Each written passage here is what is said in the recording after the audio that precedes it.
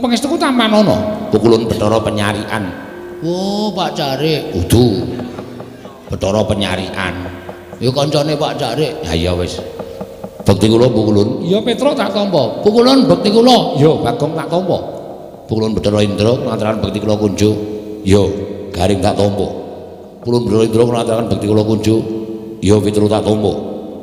Indra sapa to? Indra Dewa. Engko Dono Kasino Indra udu.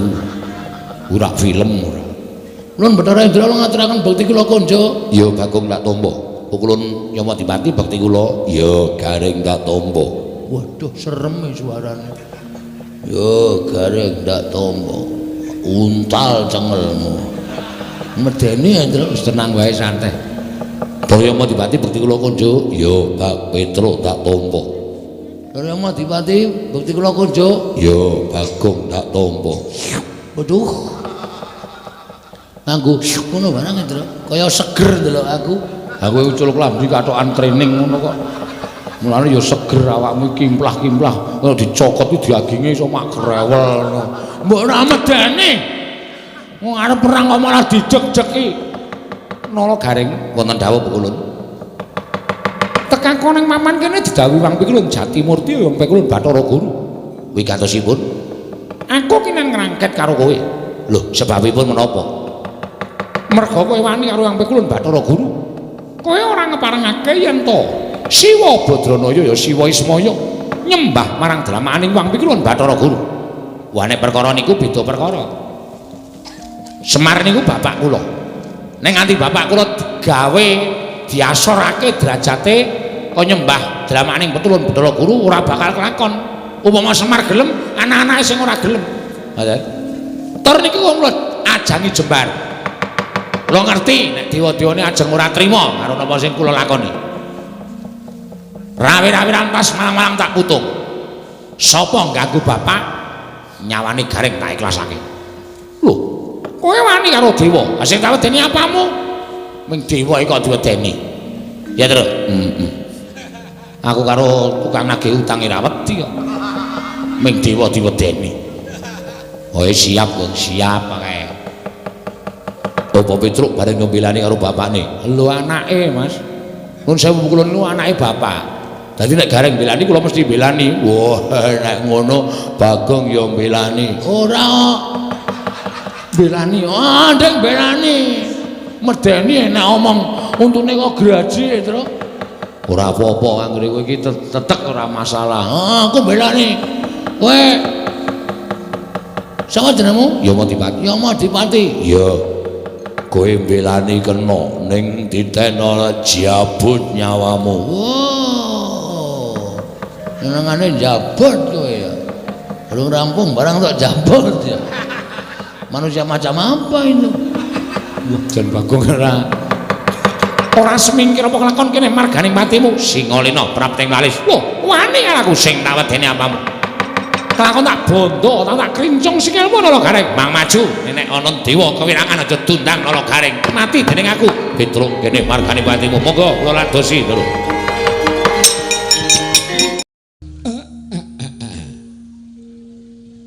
Blegegekugek sak dunita.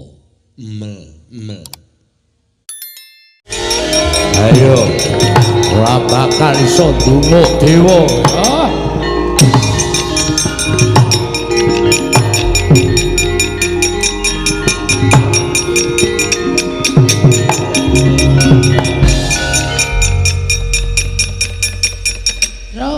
Wedange putra. Ya sepen. Wedang sing endi? Sing tae akeh banget mau lho. Kita kira mlayu arep ngabarke apa-apa kok wedange putra. Kesamplut tangan kowe. Piye? Wah, aneh. Aneh piye? Dewa ditanya kok ora kena ya? Dewa ki sekti kok aku ki ya gumun Bathara Penyarian tak antem. Kok kaya jarake iki rong jangkah kok ora kena. Nek sak ilan ki berarti lembu sekilan. Nek rong jangkah ki lembu rong jangkah. Ora ana aja kok lembu rong jangkah. Piye Gong? Piye? Wis tak andani ngayal to kowe. Dewa ki angel dia kalahke. Arep kowe mampang-mampang anak Semar kae. Ning nyatane kowe ora menang karo dewa. arep diantem ora tau iso kena awake kaya ana sing namengi kaya ming ngantem angin. Aku ya ae. Ya mau dipati arep tak jotos raine iki. Tangan kaya ora tekan e. Oh, menggok dhewe tangane. Lho. Rating ora. Rating nabrak cengelmu kowe. Ya ora nesu takoni ngono. Aku banyol tok nesoni kowe banyol sak karepe dhewe. Role aku e. Oh iya. Wong liya ora entuk nyaingi aku. Oh iya iya. Kowe meneng wae pokoke biasa wae iki. Iya. Piye, Gong? Takon Semar aku. Ya.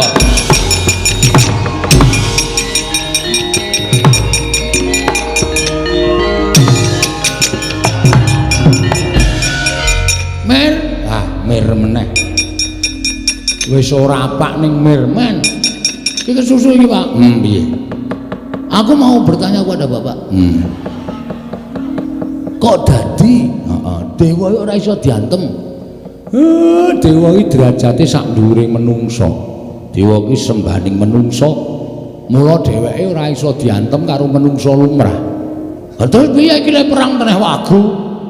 Kene diajare kene arep ngantem ra iso. Rugi kene selak modar ra iso bales. Ning sing jeneng apa-apa iki ana keringkiane. Sak pinter-pintere wong ki mesti tau kapusan.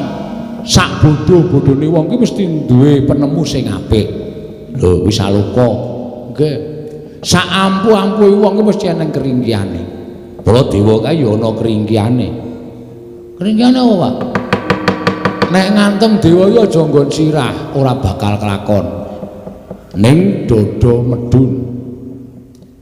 Ora entuk dada munggah, ora entuk. Ning dada medun. Mesti keneng, mesti keneng. Dada medun. Iya mesti keneng. Mudiar dening aku kowe. Dada medun, Pak. Heeh. Hah, kakon. Kene medun. Wis rasa kuwatir. Rang. Truk, dada medun. Jujuk busine wae, Truk.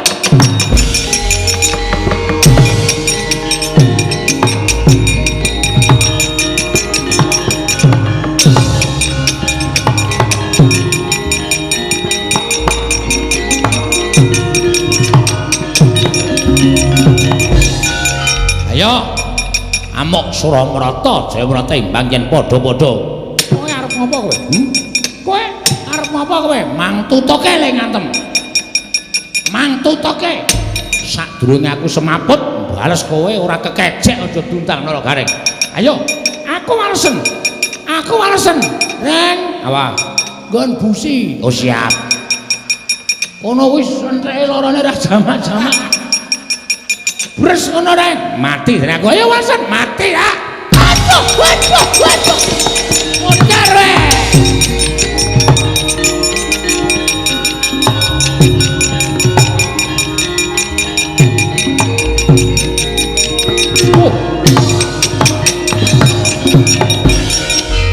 Ayo sambato. Ora bakal kula mundur. Kowe ora mundur tekaning pati. Kowe ora iso ngantem aku iso ngantem karo kowe. Ning pati. Truk. Kabulator. Nggon ngendi? Wah, ora paham. Ono kuwi anggere nang banyune ya kono kuwi. Kabulatore kono kuwi kepruk sak banter-banter. Mati dereng aku. Waduh. Wah, ayo Gong ya.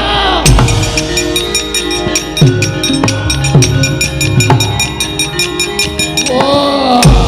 Oi.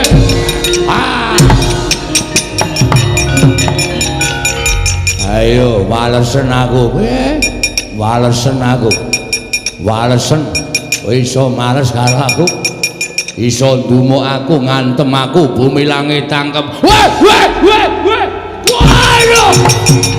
Modar.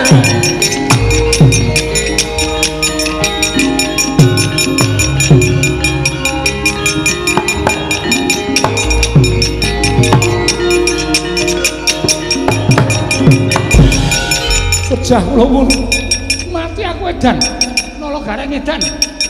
Wah diantem sak banter-bantere. Waduh Rama Kulon pecah kula. Waduh mboten saged mlampah. Waduh Bagong edan nganti muni makluk ngono. Aduh. Wah, ladara. Ngamuk punggung Suratanto Nirbaya Nirwikara. Panakawan gawe wirangking para dewa. Cestri Sula ora padha tekaning pati aja duntang Bathara Guru reganing ati.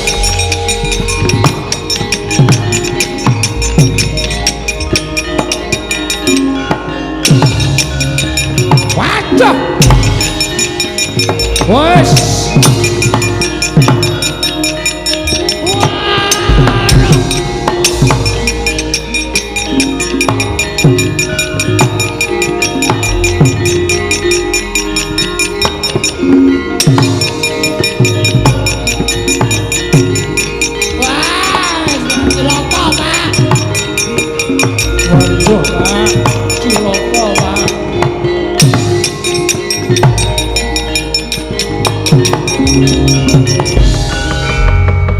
Piye kok do mlayu-mlayu? Wah, wis. Nek dewane kalah kabeh. Cocok ora? Dodo medun cocok. Sip. Penyarian tak kwampleng kluthuk. Mbebeki ora karu-karuan. Jungkel-jungkel Dara Indra antem ya kontal. Pak. Bathara Guru nggawa drai. Wis. Drai dengkul mlocot ora. Sing marai mlayu ki ya Bathara Guru nggawa gaman kae. Namane apa ya, Tru? Kae jenenge kaya tombak ning pucuke telu, Pak. Kuwi bebayani. Ora ana sing wani nampani kuwi.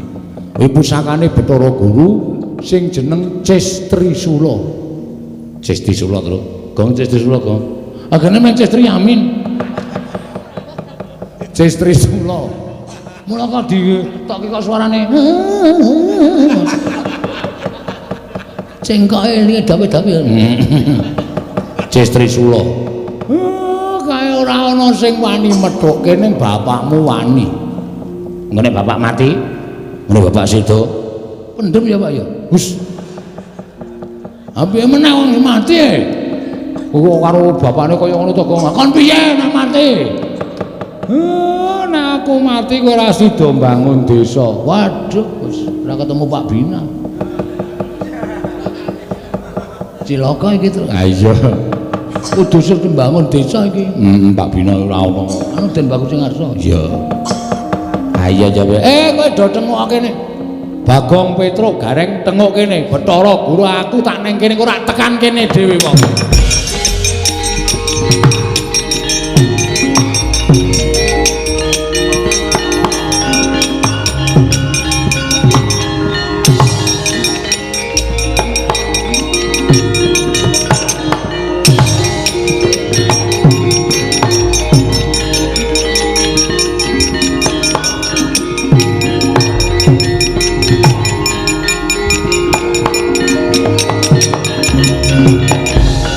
Maring koten prayitna semuriris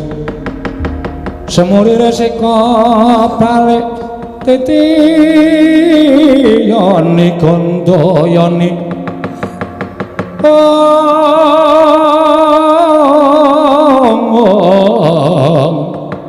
Trisanya Purnama sasi Kakang Ismaya sakmenika sampun pantok pepunta ning tekad menawi Kakang Semar mboten purun nyembah kaliyan kula paripaksa kula ngginakaken panguwasa minangka dados dewaning para dewa. Kakang Semar saat majanipun badhe kula tegakaken Kakang. Mbok sabar to Manikmaya. Dipeto nganggo nalar sing ganep ora sak kepenakmu dhewe ngono kuwi. Lah nek nganti iki padha ngerti mongko iki ning jagat. Nek nganti Manikmaya ngerti mateni Semar, apa jeneng ora banger bacin asmamu? Sing padha wis weruh. Lah jare Semar iki kakange Bathara Guru kok malah kakange dipateni adine. Apa jeneng kowe ora ngreksa marang kalindraning Jawatamu? Apa jeneng ora kowe ngreksa marang asmamu? Aja nuruti karo mubal babaling nepsu, mubal babaling kekarepan. Nek kowe kepengin aku nyembah iya aku tak nyembah. Ora apa-apa. Wong sejere kowe kuwi ratu ning dewa. Aku mung derajate wong cilik ning Panakawan. Wajibe ya pancen kudu nyembah. Ning ora nang kene to, kowe jaga asmamu, aku tak ngreksa jenenge Semar. Menika saestu Kakang. Aku kok tau goro ki goro kapan? Lajeng keparipun Kakang Semar ning kayangan. Wonten kayangan. Aku tak nggawa anakku Gareng karo Petruk ning kayangan men dawuh kabeh dewa-dewa, anak-anakmu nek Semar nyembah karo Bathara Guru, Semar ora duwe niat wani karo Bathara Guru. Menika saestu. Tenan. Gareng melu, nggih Pak. Petruk melu, nggih. Aja wedi mati. Mati ning kayangan ra apa-apa, sendika Pak. Pak aku piye Pak? Kowe ning omah wae. Engko ndak ora kelakon lemu bangun desa. Waduh, kancaku sapa Pak? Engko golek kanca. Petruk melu kowe. Aku melu kowe. Gareng melu kowe. Wong telu lunga. Heeh. Rampuke kewajibanmu bangun desa, mengko ra. Kowe isih dibutuhke dening para masyarakat padusunan kene. Nek ora bali, ora apa-apa. Teges aku mati. Waduh. Ngopo kok jewek-jewek iki? Aku arep wani karo bapak ning aku sayang karo bapak terus. Ayo wis ben. Gareng barang kok ya mati. Iya wong nderek bapak kok ya. Alah, Dek. Ora kesaur utangmu. Wis ben kok wis tak ikhlaske. Kowe barang ya mati terus. Asik. Lho. Kok asik iki piye? Bojomu ayu e. Oh. Cahe Dian. Aku pancene Dian. Mau gedeng ora. Kowe tenan saestu Kakang Semar. Aku kok ngapus iki. Wis to, ayo. Dina iki budal bareng. Aku tak ngejak anakku Gareng karo Petruk Bagong men ngrampungke gaweane. Nanging menawi mangke Bagong sampun rampung pedawalanipun badhe kula pethuk, kula inggahaken wonten ing kayangan. Kula sampurnakaken sareng kalian panjenengan, kula susulaken kalian kadang-kadangipun ala Gareng lan Petruk. Sakarepmu. Nek Bagong gelem. Bagong kok nek wis rampung bangun desa karo dipethuk karo Bathara Guru. Asik. Kowe arep diunggahke ning kayangan dipateni dicampurke karo Gareng karo Petruk. Wis ora apa-apa, ora masalah. Sing penting kewajibanku rampung kabeh. Wis ora bakal piye-piye aku. Nggih, kula ngestaken dawuhne ngestu lho dipethuk lho. Iya, ulun pethuk. Nek saken beto tosa. Lho. Guru kok nggo tosa ora. Ora mungkin ora dewa e.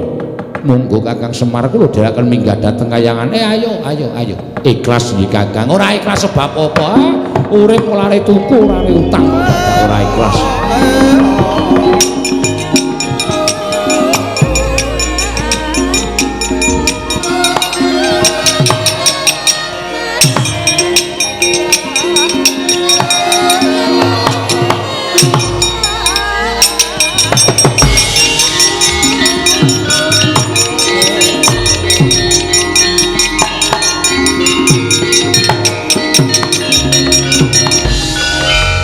Medhot atiku. Matur nuwun ya, Prak. Kowe mbelani karo aku. Matur nuwun Gareng. Kowe mbelani karo aku. Kowe ya Truk. Aja kuwatir. Bandamu tak jarah rayah. Maksudku tak slametke, Truk. Walah, kok sepine piye iki? Njuk kancaku sapa wis. Bapak ra ana, Petruk ra ana, Gareng ra ana. Nek nganti tekan jam 2 padahal ngendika mati gara-gara masa aku dhewe. Wis ora bakal rame. Ora bakal gayeng aku terus arep wadul karo sapa iki. Wadul karo Pemunden Pandhawa malah dilumputke. Wadul karo Sinuwun Darawati mesti disalahke. Sik. Oh iya. Aku sing sedulur e. Bapak ki jarene tunggale 3. Semar, Ismaya, Tejamaya, Manikmaya. Tejamaya iki jarine Watagok. Ha iki aku nek ora njaluk pambiyature Watagok wis ora bakal rampung perkaraku, wis tak sowan ning jurang porong. Wah, aku sing sowan. Bapak digawa ning kayangan dipateni karo adimu wae. Nek Watagok mbogong ora melu-melu langsung tak benggang cangkeme. Wah, suwe tenan. Adine kok ora arep melu-melu. Wah, aku sing sowan, wah aku sing teko.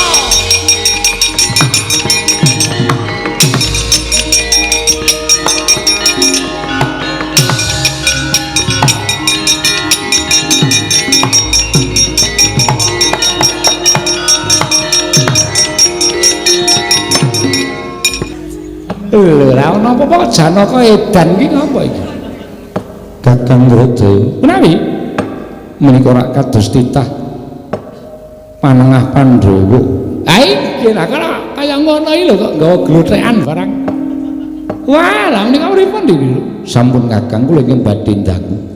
Kulup Arjuna padha kanthi raja sapraptanira nggih Janaka. Asu anu Amit Pasang Kaliman Tabik tinebina ngila duni dumawaing tawang towang pukulun ingkang wayah pun Arjuna ngaturaken bekti kula kunjuk ngarsanipun wangadi pukulun. Ya Janaka luntampa pangestu ulun tampanono Janaka kula cancang pucaking weni dumawaing wijang rumeketing werdaya saestu andadosaken cahya nur cahya ndadosaken giri patembaya. Ya Arjuna, giri patembayane sapa?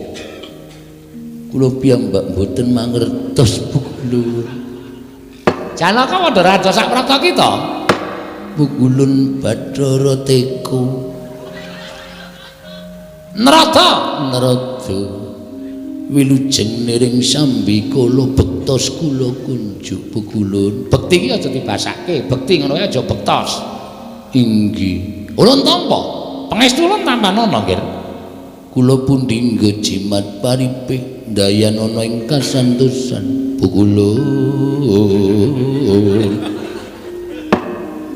Ulun tampa pangestu ulun tampanana nuninggi Pukulun. Arjuna wonten dawuh Pukulun Bathara Manikmaya.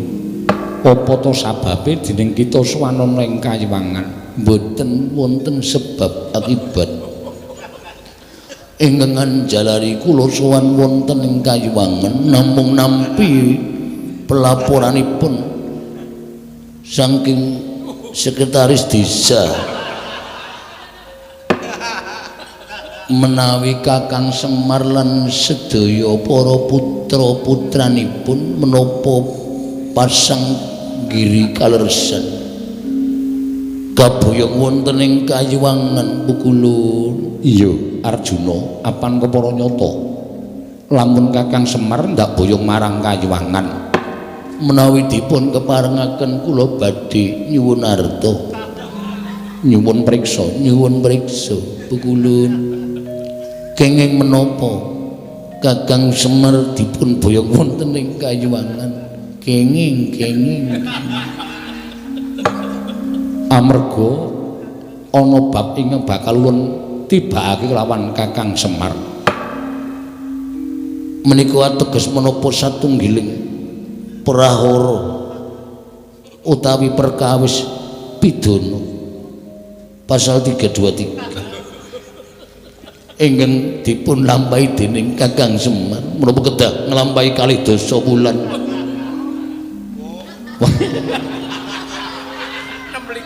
wonten lebeting pakunjaran minangka eks narapidana kanthi kasus penusukan Iki kok sajahe kaya udu Janaka iki. Janaka omongane kok ting pletot ora karo-karane sapenake dhewe iki. Menapa inggih mekaten Pukulun Arjuna wonten dawuh Arguru. Kakang Semar ulun piji mangarsama sabab bakal ulun patrapi pidana. Pidana menapa ing badhe kapatrap ketek dating kekecep Pukulun menawi ditira mekaten kula mboten narimakaken menapa ingkang dumados kaliyan Kakang Semar inggih Kakang Nayantaka inggih Kakang Saronsari Budana nangunung juru diapunta prasanta inggih Sang Bojogati inggih Bojokrama. Kula mboten narimakaken Pukulun, kula mboten trima menawi paduka Pukulun mboten menapa menika mangsulaken Kakang Semar wonten ngarsanipun ingkang wayahipun Raden Janaka. Rawe-rawe kula rantas malang-malang badhe kula putung Arjuna. Arjuna wonten dawuh, wonten dawuh. Yen ngono kita wani lan panjenengan ulun.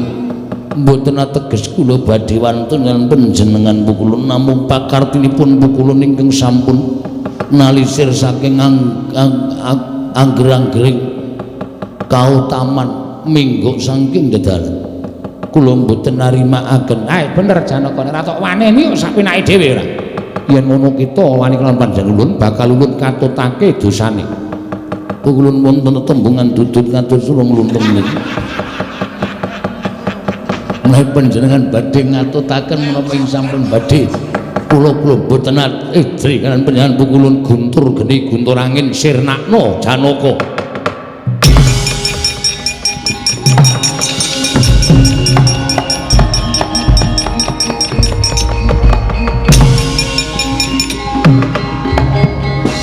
Pukulun sareng panjenengan ngedalaken guntur geni guntur angin kok widodari sami bubar piyambak-piyambak. Menika badhe wonten pundi Pukulun? Widodari ki nek yaene do kepoyo. Lan ana kula nderek. Ora kena kok melu yar ngopo? Pukulun sampun dangu kula mboten sumerep. Sampun wonten 3 bulan menika Pukulun. Saben dalu mboten sapa wonten ing griya Pukulun. Kakang Trata, punapi? Lah kok aneh. Guntur geni guntur angin kula dawuhi namung mapan wonten sak nginggil kula mboten purun andilat. Inggih menika jejeripun Janaka satemah lebur tumpur tanpa dadi. Pukulun guntur geni guntur angin sak menika sampun sambet pas derekan kalian kula. Mila mboten badhe wantun mejahi dhateng kula Pukulun. Arjuna kula wonten paring dawuh Cis Trisula lakon bedah dodo kita. Monggo kula trinamakaken Pukulun.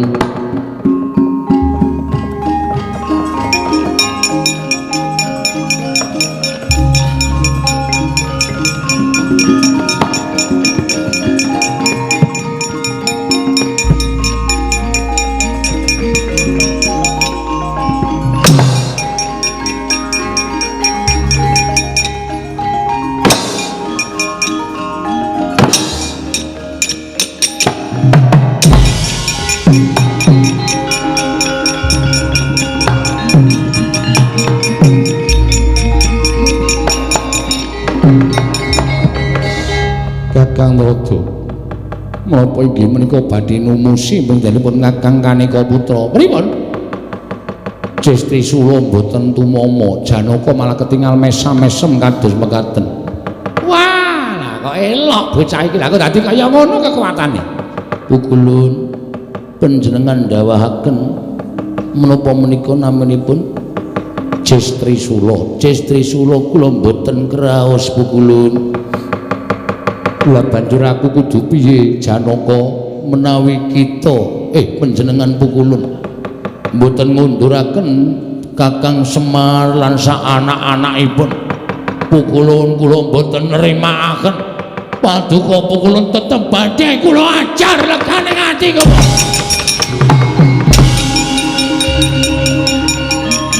Apa ora kaya Pukulun Bathara Nrada panjenengan kula katutake to kose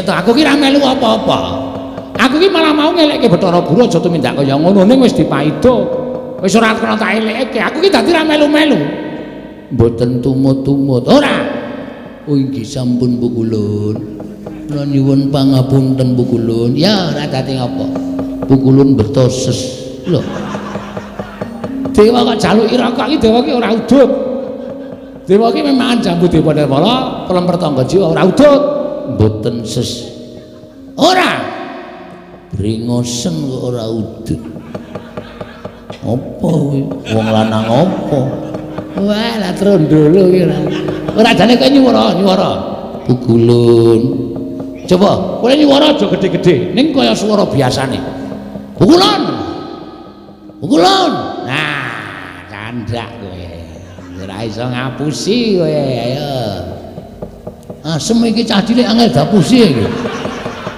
cah cilik dekulmu kowe ora ayo kowe dadi kesandangane rene sing akon sapa kula nggih goleki bapake nek bapak nganti tekan mriki dipidana kali Kulun Bathara Guru kula kelangan bapak le kakang kula kanca kula sapa asing nyandangi kowe Janaka sapa anu si Tomber anu Togok ngapura ya ana anak buahe loro nang kene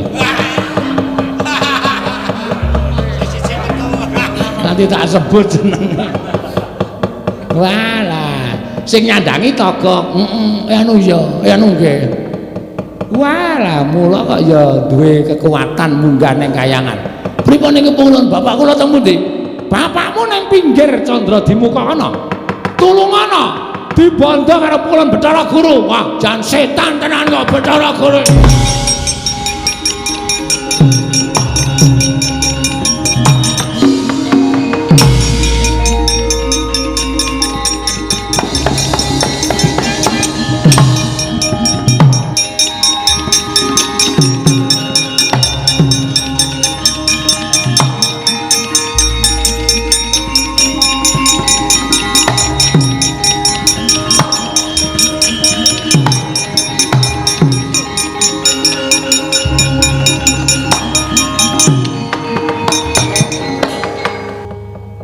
Kakang Semau terus ndara kula ndara Janaka Den sampeyan kok nyusul mriki iya Kakang merga rasa tresnaku karo kowe Kakang aku entuk sasmita mertu medal anu aku entuk sasmita metu dalaning impen surat kabar yen Kakang Semar dicekel keamanan kayangan saiki mapan ana ing pinggiring kawah Candra Dimuka Kakang kowe dibondo karo Bathara Guru nggih Dara Nala Gareng dalem Den kaya dibondo nggih kaya kirik Petro kowe ya dibondo nggih Ndara padha tak uculi muga-muga kasembadan penjangkaku ngunculi Kakang Semar Nala Gareng lan Petro kanthi kinurmatan kelinci ucul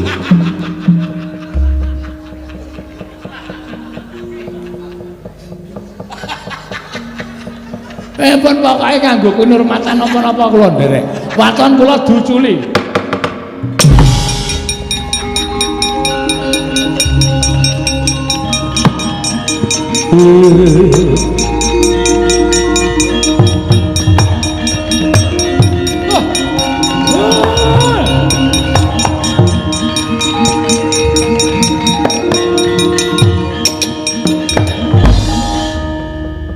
syukur Kakang Semar yen kowe wis iso ucul matur nuwun Ndara ora dadi ngopo matur nuwun nggih Den iya Gareng tiba padha-padha matur nuwun Gus iya Petro tiba padha-padha lah terus Bathara Guru nendi teng pundi niki Bathara Guru wedi karo aku Kakang kok saged wedi mergo tak wedeni Hadi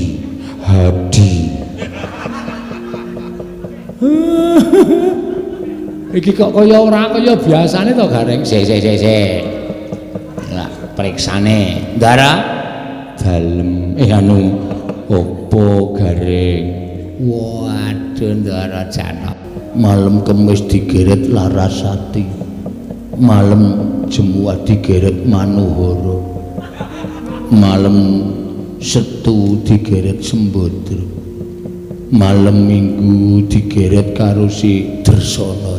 Nggih. Minggu sore suntik. Truk sapa truk? Ayo bedhek-bedhekan aku ngerti ya. Mulai tak rasa diambu wae awake. Wong bocah iki ora tau adus. Nek adus mung bareng sura. Edian Pedro kowe mambu apa? Mambu apa ambune kaya ngono kok. Pancen aku ora ganti celana dalem iki. Ya anggere ngene iki. Ndara? Apa? Wah. Mudyar kowe iki nduwer, Pak. Weh. Trembelane anak kok wani karo wong tuwa. Nek ora aku sing nglametke. Kowe iki ngusah ndangani sapa? Hah? Kowe sing ngandangi sapa? Togok. Lho. Bapak budane kayangan mau, aku bingung terus sowan Togok. Ayo piye meneh? Iso munggane kayangan sirku mung arep nylametke bapak karo Petro karo Garang kuwi. Matur nuwun nek ngono aku seneng.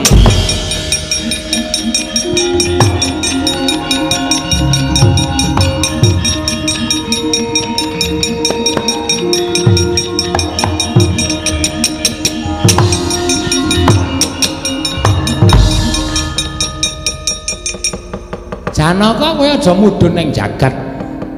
Keparingipun Iwang Pikulun kura-kura ninja kados. Ngawur banget. Kulun rata diundang kura-kura ninja. Ora penak wae lho nek omong iki.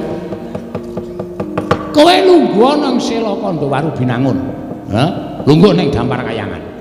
Lah terus mangke Pikulun Bathara Guru menawi marah. Iwang Pikulun maneh kaya iki nek cedhak ana ing jagat kae mergo wis kerepotan ra iso mikir, ra iso bingung penggalih. Tumuli mengko mesti nyuwun tulung karo titah. Lah sing dijujuk ora ana kejemo mung Pandhawa. Pandhawa engko munggane kayangan karo Iwang Pikulun Bathara Guru, nek kayangan ana sing lungguh dampar matek wis arep piye-piye. Bener tumraping Kakang Trada. Kok Kakang Pikulun Trada nanging bahaya tumrap kula. Kok bahaya? Menawi Pandhawa minggah wonten ing Kayiwangan ateges wonten Raden Janaka. Menawi ngertos kula wonten mriku Raden Janaka beto jemparing kula dipanah. Sampeyan seneng nek kula bolong awake. Bener iki. Aja wedi mengaku sing ngampi-ngampi karo kowe, wis rasa sumelang. Nek Janaka nibake panah karo kowe mesti ora bakal temomo wong kowe iki lagi kesinungan kadedayan kaya ngono Bagong. Jangan sekali-sekali mengatakan nama Bagong. Siapa itu Bagong? Saya tidak kenal. Di sini yang ada Raden Gatotkaca. Kleru. Sama dong Janaka. Wah, kita wis halus slip. Wis halus wae kleru. Aja kuwatir ayo Janaka. Monggo Kakang Trada kula dherekaken kecilian ketara suarane. Rada gedhe. Monggo Kakang Trada kula dherek. Ngono ki rada wangun. Ayo.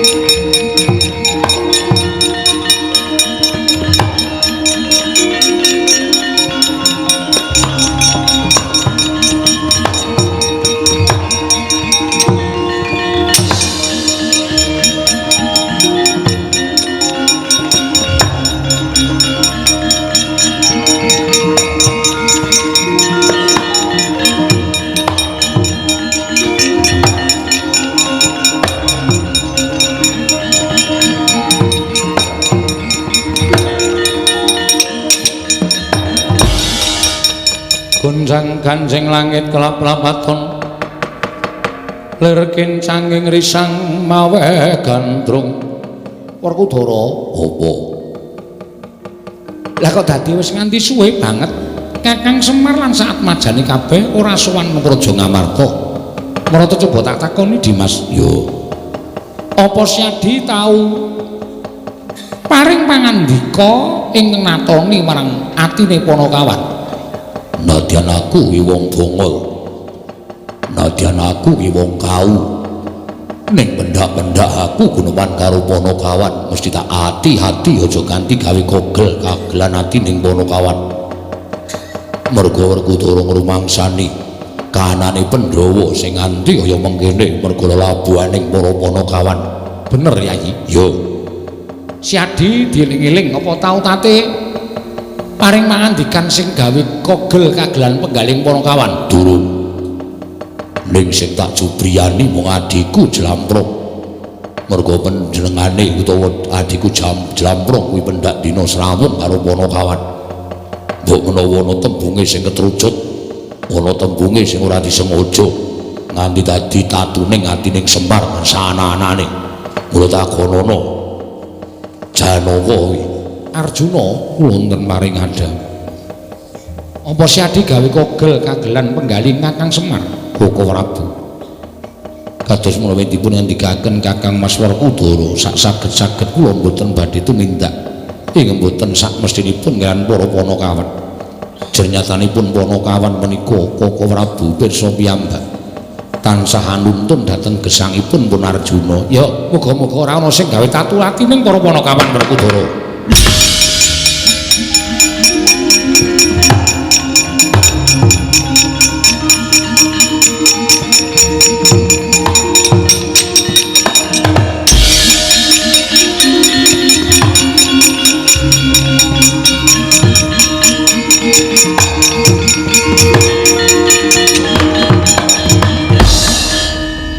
Kula ngaturaken bekti ya Kresna Lontama. Guru hakekku aku ngaturke bekti. Iya ya Werkudara ndak tampa kula ngaturaken bekti. Arjuna ora kaya kadang kita kekarone ngaturke bekti lawan panjenengan ulun tak tampa. Nanging ora kaya jeneng kita Janaka kebangetan. Nggon kita ngorek-orek marang pasuryaning para dewa. Apa bakal niat ngasake kaprawiran? Apa bakal niat ngiyas sarta ngilani marang Bathara Guru? Teka nalika semana kowe sowan ana ing Kayiwangan wis gawe wiranging Manikmaya. Dina samengko ndhisiki laku lawan Manikmaya. Prapta ana ing kene, apa isih kurang nggonmu gawe banger bacing asmaning kadewatan? Apa isih kurang nggonmu ngina marang para Jawata Janaka?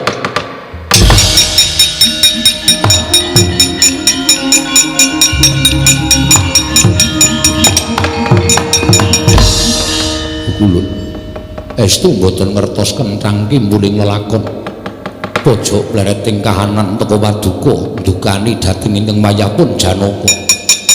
Lepat kula menapa ulun aturi paring dawuh mangke kula badhe sagah anebus lepatipun pun Arjuna. Janaka kita munggah ning Kayiwangan gawe wirang panjenengan ulun, malah nalika semana kita wani kaliyan panjenengan ulun sekecap padha sekecap tumihulun tibani guntur geni guntur angin nanging eloke mbuh saka dayaning apa guntur geni guntur angin ora tumama marang jeneng kita, malah cestri sura pusaka kadewatan ingkang ngampuhi kagila-gila ora tumama ning badan kita. Tumuli kita ngoyak kelawan panjenengan ulun lumaku mlayu saka ing Suralaya ing cipta golek papan pendelikan, malah ning kene ketemu karo kita Arjuna. Yen ngono kita pancen menungso ingkang mulang sarak wani ngina marang kadewatan, mari ngece marang kadewatan ulun. Arjuna ora ana pangapura kanggo kita, kejaba ulun cemplungake ning kawah Candradimukha. Aku sing adili. Werkudara, Werkudara.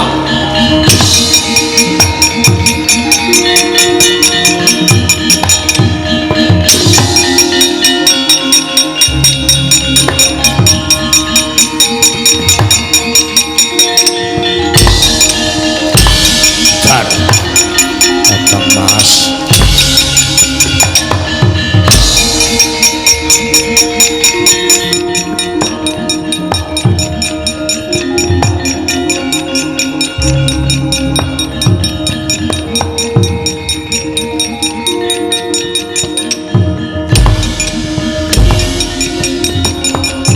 Werkudara.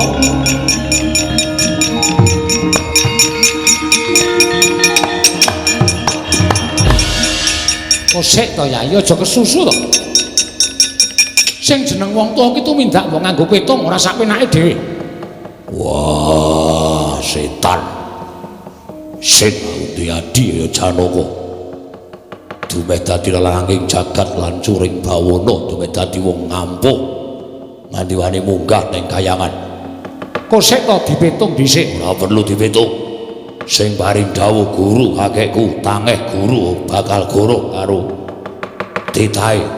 Ondene pecahe ndase. Kursi kek to ora ngawur kaya ngene Werkudara.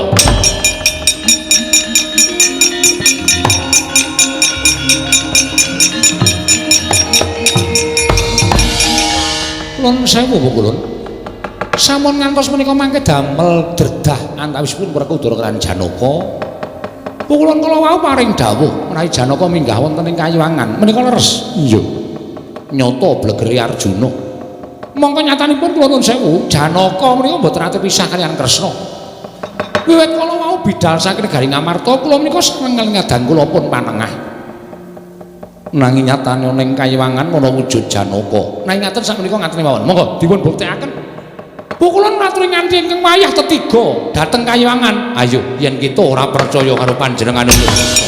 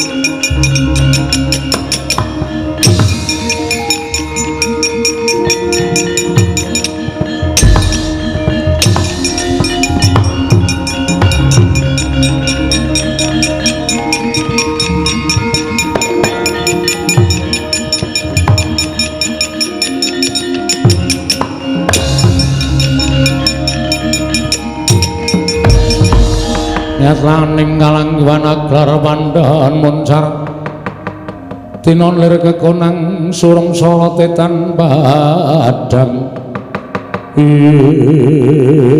koko rabu klilanana kosek aja kesusu menungso ora tatanan kebarat ngembar rupa karo Janaka pengin tinju ngakhirat nyawamu.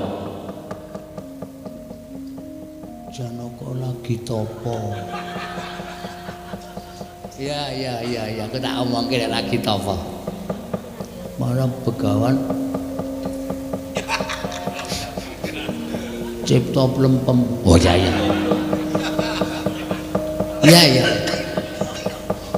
Iya.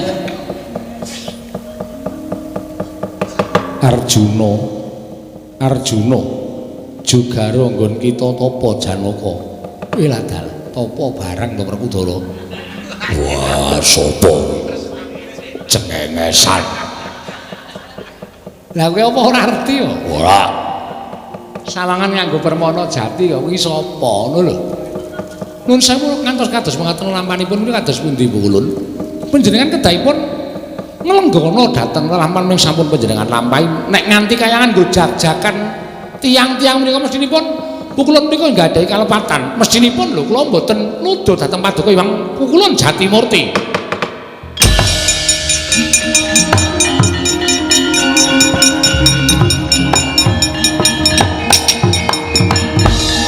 Pripun?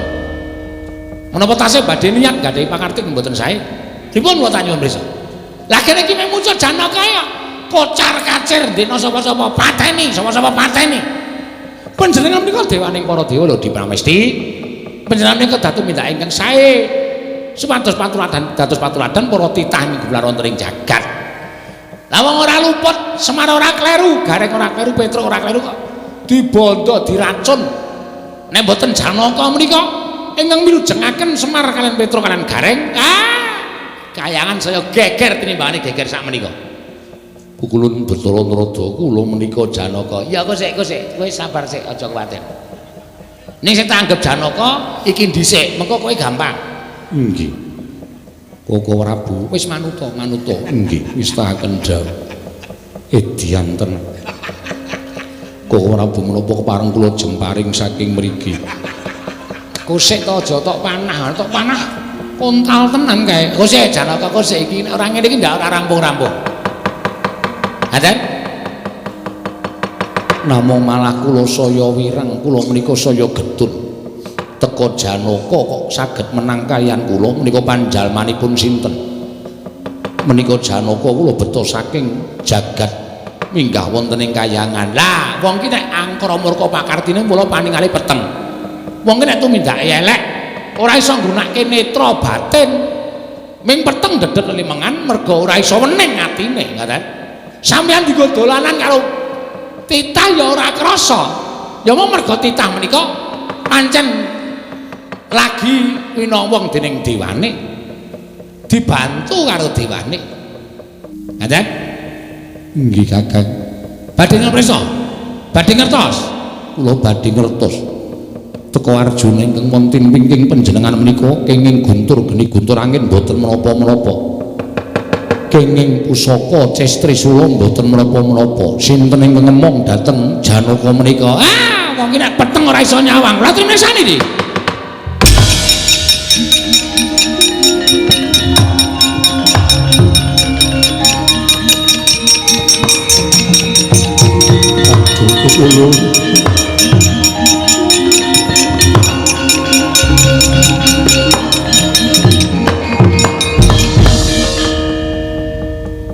ulun ingkang ngomong lawan jagate Arjuna guru kita arep mboya trima ulun sepinten kelepatan kula diagung pangaksama ya merga saka panggresai Ismaya pasambate Ismaya nalika mbok bondo ning tepining Candra Dimuka wekasan ulun tumip sangka ing ngundarandir bawana manjalma sajuga kelawan anggane Raden Janaka ya Raden angling darma edian nduwer iki karo Sang Hyang Menang ya wani sembrono angling darma dengkele atos kuwi ora nggih kulun nandhang kalepatan Ismaya gumelar ana ing jagat sayekti musti nitah dening Purbaning Hyang Mahanasa minangka dadi pamomong Manikmaya marata gage saiki pitunget kaya ngapa rekasane Badranaya kaya ngapa rekasane Semar ing mestine urip ana ing kayiwangan kudu manjalma urip dadi titah mongko mung tukang pamomong mongko mung Panakawan apa kita kepengin ngrasake dadi kaya Semar yen ngono ulun ingkang bakal malik jagat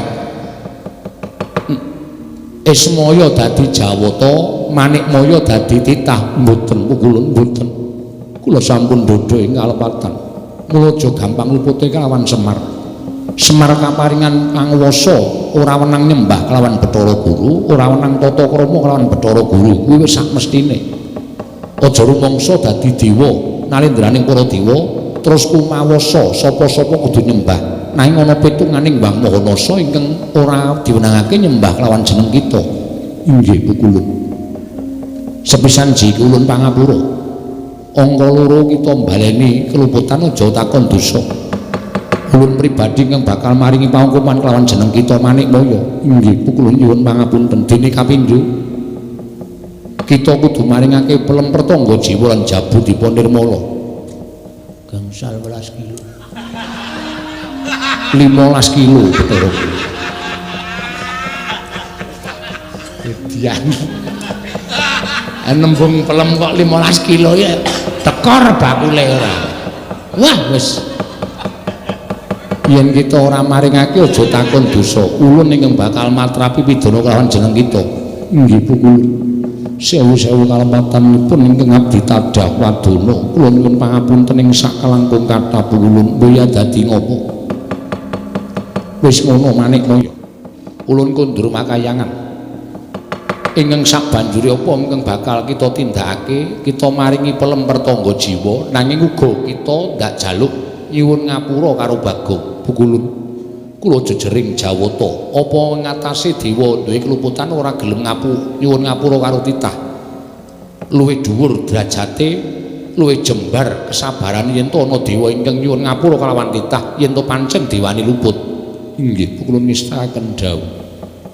Wis ngono wae Bathara Guru, ulun kondur makayangan. Pukulun menapa boten manjing wonten angganipun ingkang abdi malih. Wis cukup tekam semene. Aduh Pukulun, bakal hancur saya Pukulun. Boten wonten kekuatan ingkang ngayomi dhateng kula Pukulun. Surem-surem Tiwanggara kenging.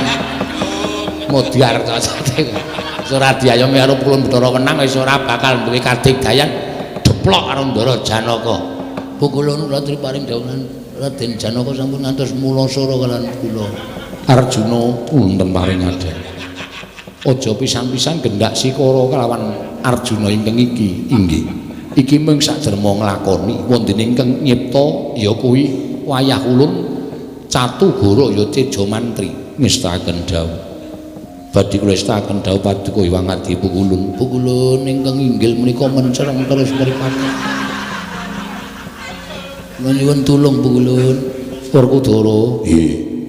Aja nganti wilara karo Arjuna iki ya, nggir. Ya. Wah, setan. Pukulun panjenengan dipun sebut setan. Ora. Jan ngerol tenan. Saka ngarep tekan rampung kok ora ana ora tanpa Bagong terus tekan meh bubar kaya ngene iki. Wis ulun kondur makayangan. Pukulun. Iya, mangke mawon Pukulun. Menika tasih wonten soto Pukulun. Ulun boya doyan soto. Pukulun mlari ngertos napa bedanipun soto kalih Siti Pukulun. Agung aja kurang ajar. Ulun ngerti bedane mergo ulun dewa. Iki pancen setan tenan iki. Iki sapa-sapa jago-jago kaya gelem kabeh ngono lho. Wah, wong kok dugal kuarasane kaya ngene. Ulun kondur makayangan.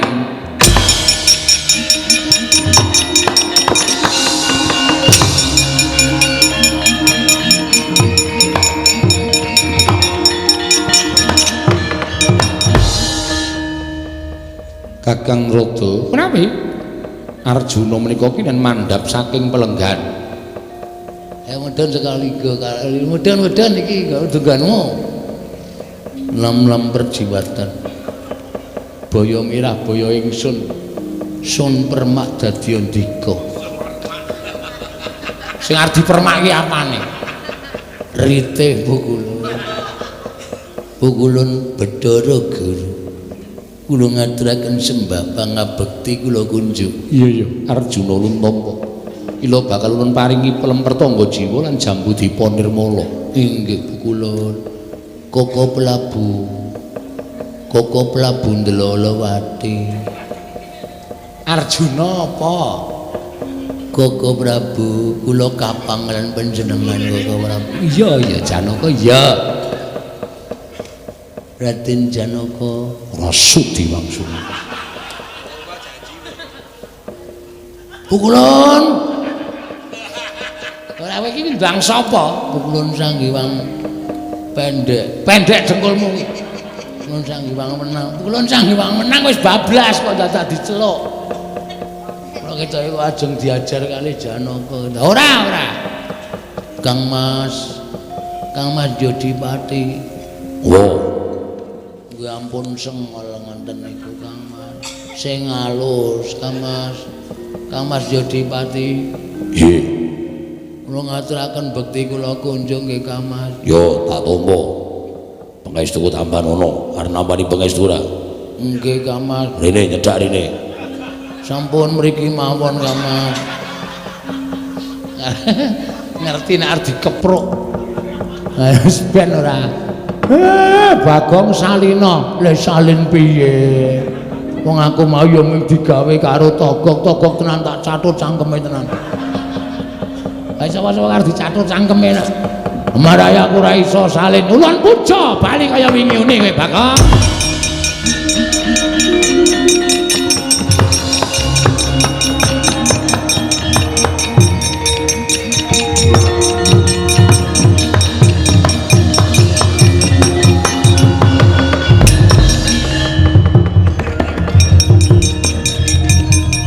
Dan iki kok suwe banget to mengarsane kowe.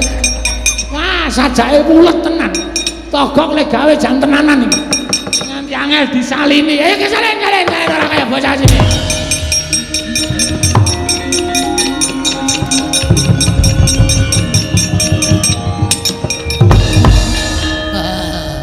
Halo.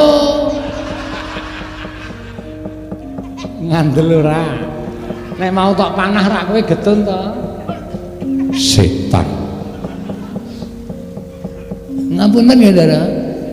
Soleh ora dibaleni. Malah guyu e. Oh, iki marahi mangkel ning yo marahi guyu. Bingung aku. Kok ndek kathok kaya ngono.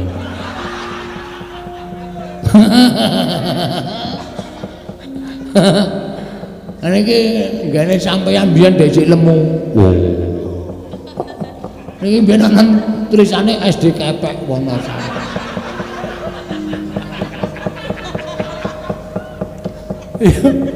Aku gumen lho bocah siji iki ora kaya Gareng ora kaya Petruk jan. Rumangsaku ki jane kepiye to? Bagongan tampanono plem pertangga jiwa Jambudipa nirmana kinarya syarat srana pambanguning desamu. 15 kilo lho. Iya. Lah mesra tekan 15 kilo barang.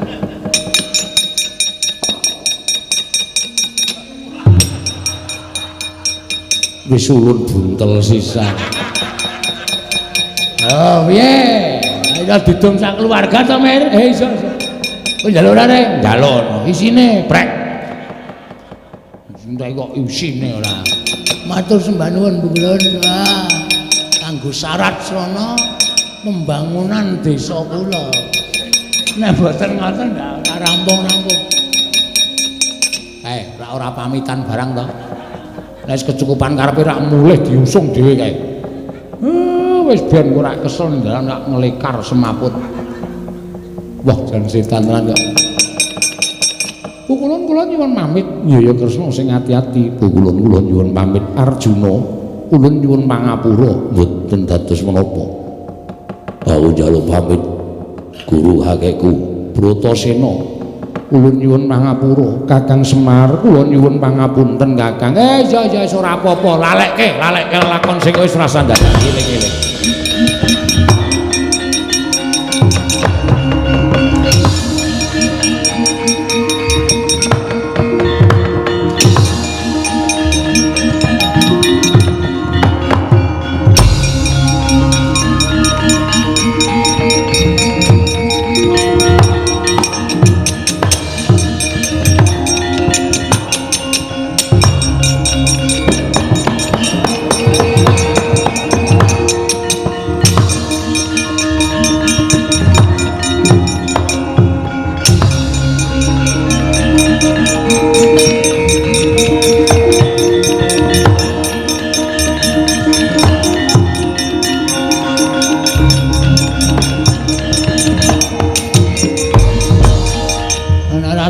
Dhewe ngene iki.